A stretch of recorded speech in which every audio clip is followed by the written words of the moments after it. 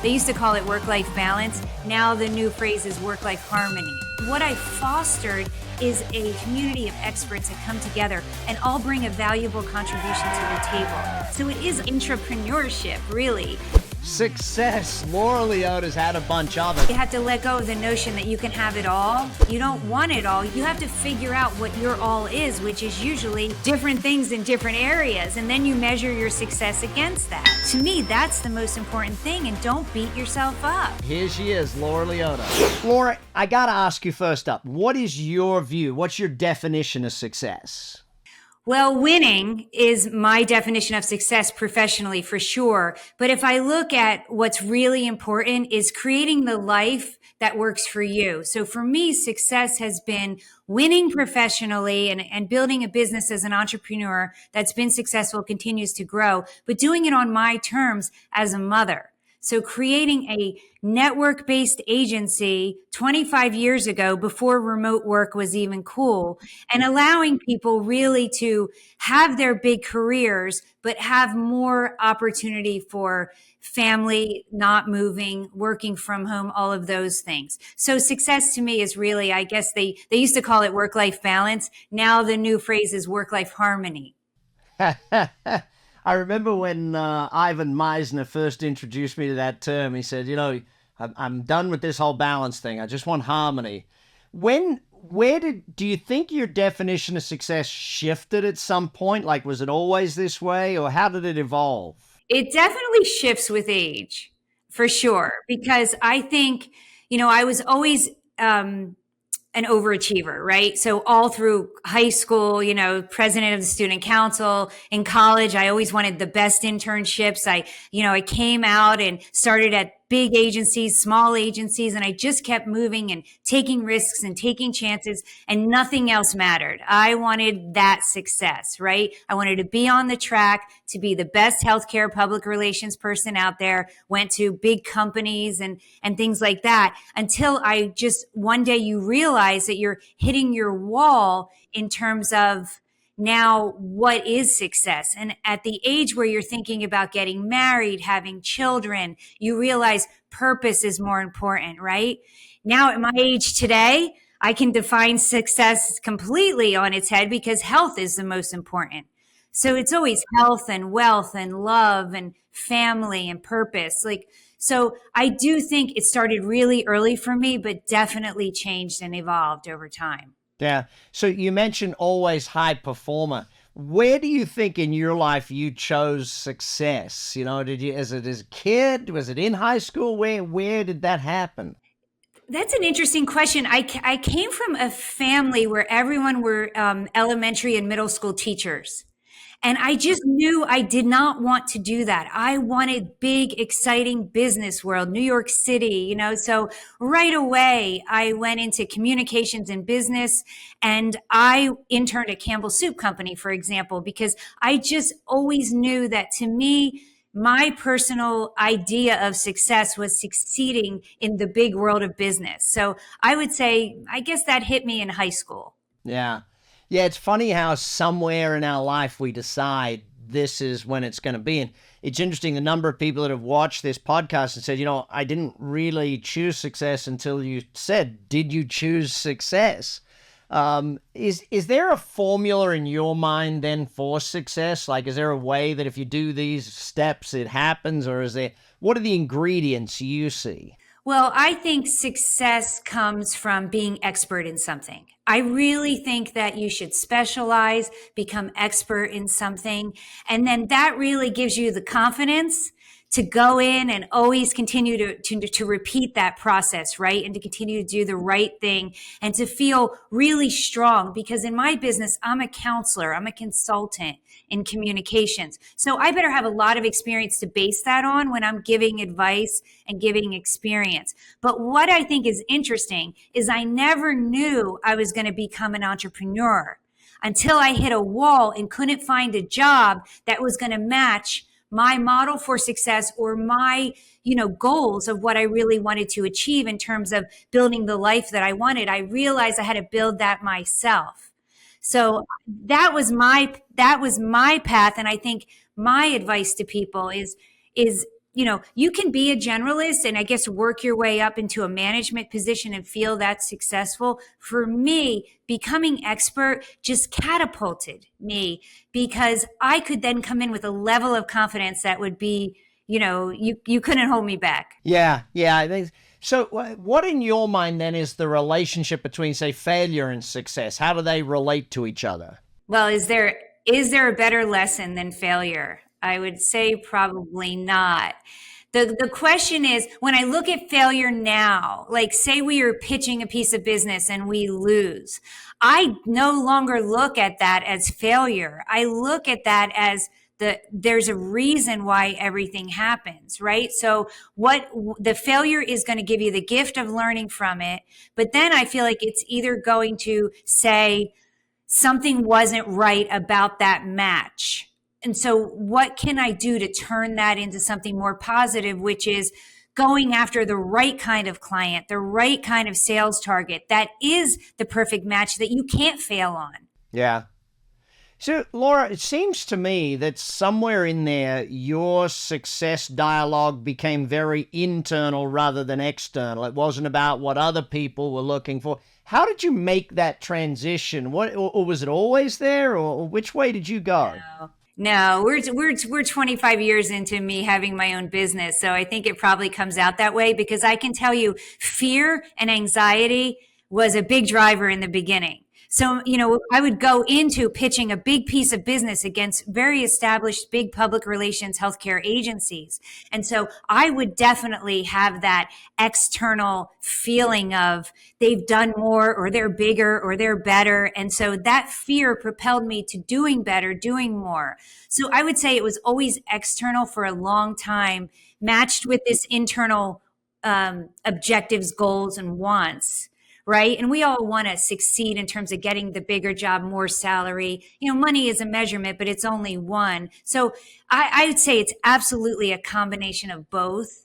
But now, coming on to this point in my career, I am so much more confident that I can make these decisions from an internal place of confidence, knowledge, experience, whatever you want to call it. Yeah. Yeah. It's interesting how we shift to that internal frame. When you're coaching and working with people, you've obviously got to help them do that. How do you do that with others now that you've done it for yourself? So I am a media trainer for a lot of the C-suite of our clients that are in the biotech and pharmaceutical industry. So I can tell you, I do really coach them on honing in on their expertise, honing in on what their special position is. And strategic communications is really not about increasing communications, as you know. It's about determining what your business goals are, who's the audience, what's the best channel, what is the right message, right, to really get them to their goals and their objectives. So I feel like all of this really does play together in terms of taking the success that I've achieved and being able to counsel people to say, you know this topic better than anyone else. The reporter doesn't know the question to ask you to get you to your goals. So you need to take control of your communications. You need to turn the interview, the podcast, the social media posts all towards that. So to me, that's really where I think my success, my entrepreneur journey helps me do a better job today with the expertise I have to counsel people on strategic communications. Yeah. If someone's struggling to bring out their inner strength, what do you do? How do you get them to bring it out? I definitely think that you need to ask the right questions. So the person has to ask the right questions of themselves, but I ask them the right questions to get them there. And I challenge them. And what usually is the case is they're holding themselves back, right?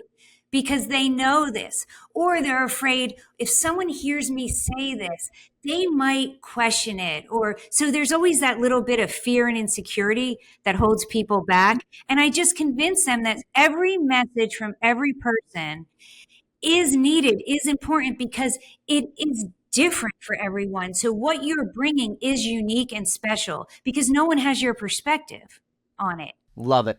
You're on the Big Success Podcast. I'm Brad Sugars. We're going to be back in a moment. Make sure you click that subscribe button. It's a fact, you'll never get rich by just working for a living. The only sure way to achieve real wealth and that freedom it buys is by letting your investments work for you. And as Bradsugars proves in The Real Estate Coach, the quickest and safest route to that kind of passive income it takes to live the dream is real estate investment. All right, you're back. Big success. Laura, scaling a business. Now, you not only help others do that, but you've done it for yourself. Hands on, hands off. What's your theory or philosophy on doing that as you scale? I'm a little hands-on. I always, I have to admit that I'm always trying to push the team and teach them something new, challenge them, question. So I would say I'm hands-on from a strategic and leadership standpoint, not actually tactically. But I do like to know what's going on in the business. And I think just because I'm looking at the business across all of the opportunities, I want to make sure we're cross-referencing. But I have an outstanding leadership team too. So it all works out. I think the secret to scale, for especially in my type of business where you're a consultant, you can't scale at the risk of quality and service. So we provide a service, right? We're not necessarily selling a product. We can sell a website or sell social media. But when you're selling consulting and a service, I always got concerned about getting too big, too fast, and having the quality and the service suffer. So I think that's really the most important thing as we're all talking to people about helping them scale their own businesses. I want to go back with you 25 years. You started to grow a virtual business before virtual. I mean, now for the young people on my podcast, this is before the internet was really a thing. I mean, geez, Laura, don't want to admit the fact, but I had a numbered email account back then. What led you to creating a virtual company 25 years ago? Yeah, so we did have email and the internet, but we did not have video, which a lot of people I talk to now that post-COVID, right? They're just like, how did you run a meeting without video? Well, we traveled more and we were on the phone and we just got the work done, and email was amazing. So, so the reason I started it is because I just didn't want to have talent from Philadelphia only, where I am. I wanted talent across the country. And I had worked with a lot of agencies who were servicing with junior people, and it wasn't always the best team on the best piece of business. I wanted to create an agency that had senior people that can, work in oncology or HIV or whatever therapeutic area we're working in across the country. And at the same time, I wanted for myself and others to have a life. So I created this model where I was giving everyone the ability to work from home wherever they were, and they had to come to it as like an expert, right? So they were almost these bringing together all of these entrepreneurs to build a business that turned out to be such a great formula for the clients, for the team. They just, they were working on great work they loved, but maybe some of them were 30 hours a week. Some were full-time, but wanted to stay in Mexico City or Colorado. So it just really was, the model was based on a need for what I saw clients should get for better quality and service, and a need for me personally, being a mother then of 3 children and, not wanting to spend 2 hours a day commuting to the big cities. You had a 20-year head start on everyone when COVID hit and everyone had to go virtual. What are the top 2 or 3 things that you learned that you share with others now about how virtual business can work, how to manage your team, how to keep the team together, all that stuff? So I often say that I'm very cool with very high expectations. So if you need to leave in the middle of a day to go to a kindergarten play, I'm very cool, right, with that. But we all come together knowing that we're holding each other up as a team. So if we have goals to hit and we have objectives, all of that, to be successful in a remote business, you have to be very clear on the expectations, on what the goals are, what you're all trying to achieve. We bill hourly, so there is tracking mechanisms for us, but all business, if you're going to work remote, you need to be able to track, you need to be able to trust, you need to hire the right people and respect them as professionals to do their job.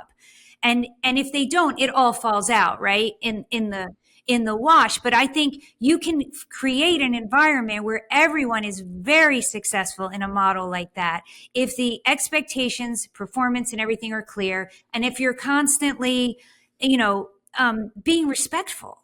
Hey, just a quick one. When I look in the back end of this, and it was something that's quite surprising to me, I noticed that it says that 82% of you who watch the channel regularly haven't hit the subscribe button yet. So it'd be of great favor if you could hit that subscribe button. Let me tell you why. See, over the lifetime of the channel, we scale the show and get better guests, better production, better everything by having the number of subscribers. So if you hit subscribe, it helps us plan better, do more, get better guests, and so on. Scaling production and making the show bigger is something we all want. We want more success for you, we want more success for the show, and we want to be able to get the best guests to give you the best information. So, one favor, click that button. If you've watched this show before and enjoyed it, just please click that button to subscribe, hit the notifications bell, and make sure you're a part of it. Because as the show gets better, your success gets better. Simple as that. I promise I'm willing to make you. Do we have a deal? If you do better and subscribe, I'll get better guests and make it a better show. Thanks for subscribing. You have a philosophy on entrepreneurship that I think is really unique. Share that with everyone, because I think there's a lot to learn from you on that subject. Well, I think when someone decides that they're going to work from home, either be a consultant or join as an employee or a part-time employee or whatever it is, they are making the decision to leave the career track they were on and become their own entrepreneur.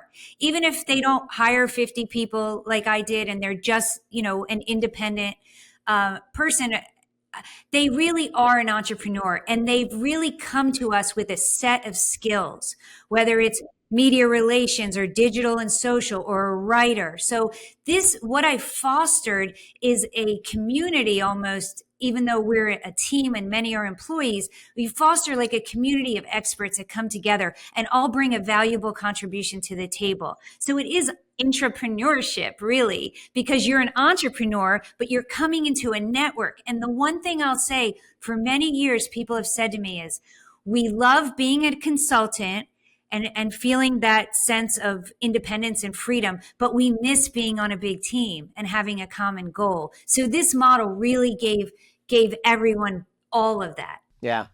Now, a big part of your formula for success is retention of the team. What are the key factors to doing that in a more virtual world? Well, I think people want to be seen, they want to be heard, they want to contribute. I think that if you think they only care about the salary, you cannot assume that, right? I think compensation is important, fair, competitive, good compensation for good people.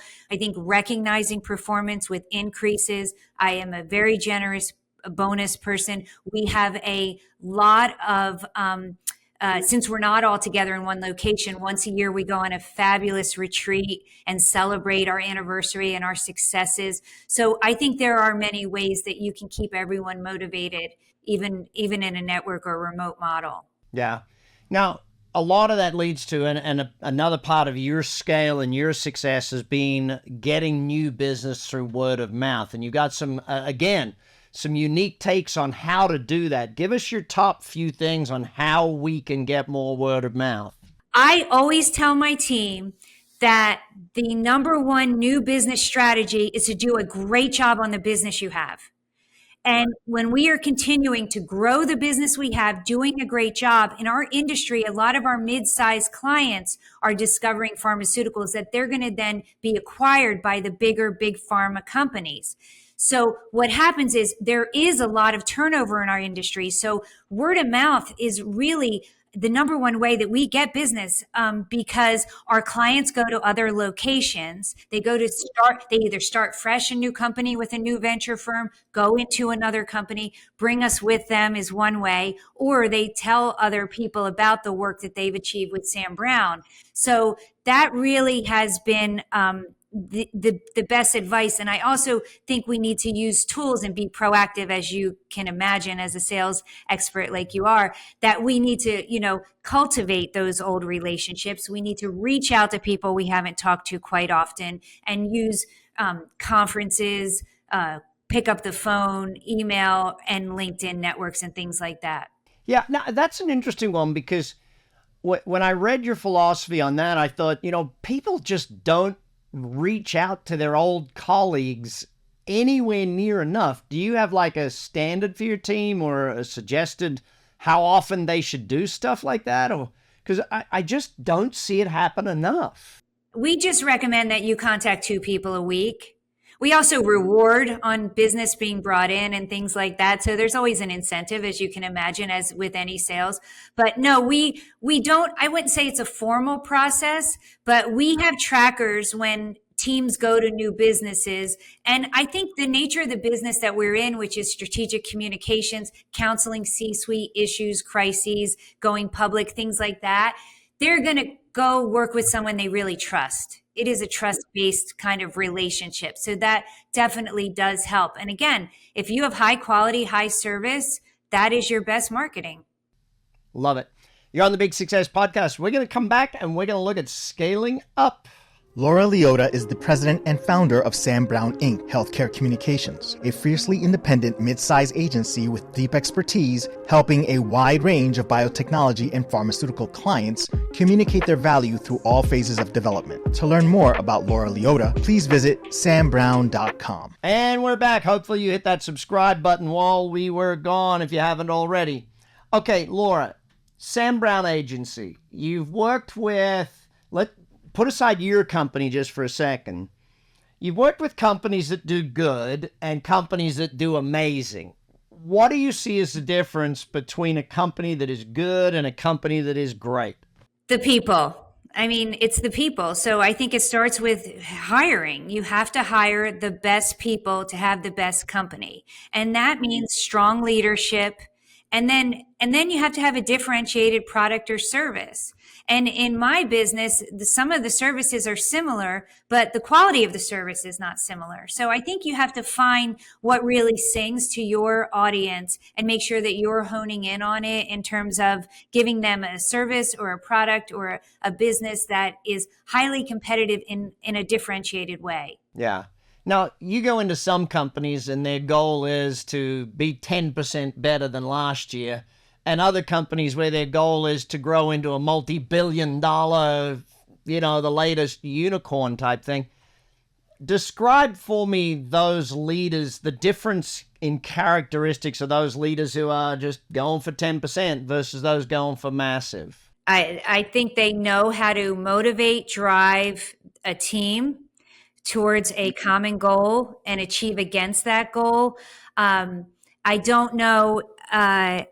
This is a little tough one for me in my business because for me, my success model, as we started from the beginning, was really about other measurable things in your life, not just your career. If I were to look at my clients who are the most successful, they're the ones that take the biggest risks, drive everyone to have the same enthusiasm for that goal and to keep everyone motivated. And you can't achieve that level of success without taking major risks. And you have to be okay with failure if you're going to take a big risk like that. And it has worked out really well. I've worked with some companies that have just been phenomenal in terms of, taking 10 shots at a new medicine and knowing that 8 might fail, but they believe in it. And then they've worked through their expertise, knowing when to leave the ones behind that are not successful and when to go all in on some of those. And then when you invest, your risk all starts to work out if you know how to invest on a scalable way to where, you're taking your hits, having your failures, and then all of a sudden the 2 or 3 rise. To me, those are the companies that are going to do best on Wall Street, right? They're going to do best in terms of acquisition targets and things like that. So I guess the summary is leadership. Yeah. Love that. So let's go backwards a couple of steps then. For your business, it wasn't always about scale. It was about harmony. Harmony is the new word, not balance, okay? And when you look at it from that, you've managed to do both, though. How do you manage the balance and the scale? Yeah, so I have been very fortunate to achieve a very good growth and success year over year. And I feel like I have to say again that it goes back to delivering quality product and having really clear, good targets of that growth. So I'm so proud of the success of my team at Sam Brown. I'm so proud of what we've been able to do. We've worked on incredible, important medicines and worked with really influential people who are changing healthcare. So all of that is critically important. But at the same time, I've also launched 3 incredible children, into college and off. And I felt like I was always here for them, for considering I still had this big career. So I was able to do both. So to me, my success model, I have been able to check off the boxes and feel really good about all of it. So let's flip that then. I meet a lot of people as I travel and teach and stuff, and there's a lot of, you can only have that or that. How did you develop the and mindset, the you can do both sort of thing? Well, first of all, you have to let go of the notion that you can have it all. You don't want it all. You want, you can't do everything perfect, 100%. There's not enough hours in the day, right? You have to figure out what your all is, which is usually not all. It's different things in different areas. And then you measure your success against that. So to me, that's the most important thing. And don't beat yourself up, right? I think there's paths for everyone that are very different. And you have to determine what is success for you? How are you going to achieve that? And what are you sacrificed for? For me, you have a good team. You can step back sometimes on the business. You're no longer a single entrepreneur. And then you can spend more times on other things you love because you need to do things you love to be a good leader, right? All these life experiences, travel, meeting people, social events, going to the school and working on the PTO, all of that works together without you even realizing it. So it's not always 2 separate success tracks or 4 separate success tracks. They're all working together. And the secret is good time management. It's near impossible some days, but it works really well on others. Give yourself a break. Yeah, look, I just keep coming back to you can only do how much you can do. You can't do more than you can do. So take that thing. All right. I go into the fast topic now where I just shoot you a word and I want your 1 or 2 word answer as to how you succeed at these things. So number 1, how do you succeed at relationships? 1 or 2 word answer. Communication, my thing. So it's good. Helps when it's your thing. How do you succeed at goals? Write them down. How do you succeed at personal or self-development? Peers and peer groups. I like meeting with groups and women leaders in other industries. I love peer-to-peer growth opportunities in that way. Fantastic. How do you succeed at health? I'm a good sleeper. I could always exercise more but water, sleep, good food choices, and keep moving. And final one on that subject then, how do you succeed at enjoying life? Spending time with people you love and laughing. I like it. So my final question is always this. What's the best quote you ever heard or the best advice you ever personally got on the subject of success? So I think just to keeping in the theme of what we talked about, my favorite quote is never get so busy making a living that you forget to make a life. I love it. I love it. Laura Liotta, follow her, learn her stuff, follow and do all the things, hit the show notes. This is the Big Success Podcast. We'll be back next week with more for your success. You've been listening to the Big Success Podcast with the #1 business coach in the world, Brad Sugars. To learn more about how to achieve business and personal success, as well as how to level up or listen to past episodes, visit www.bradsugars.com.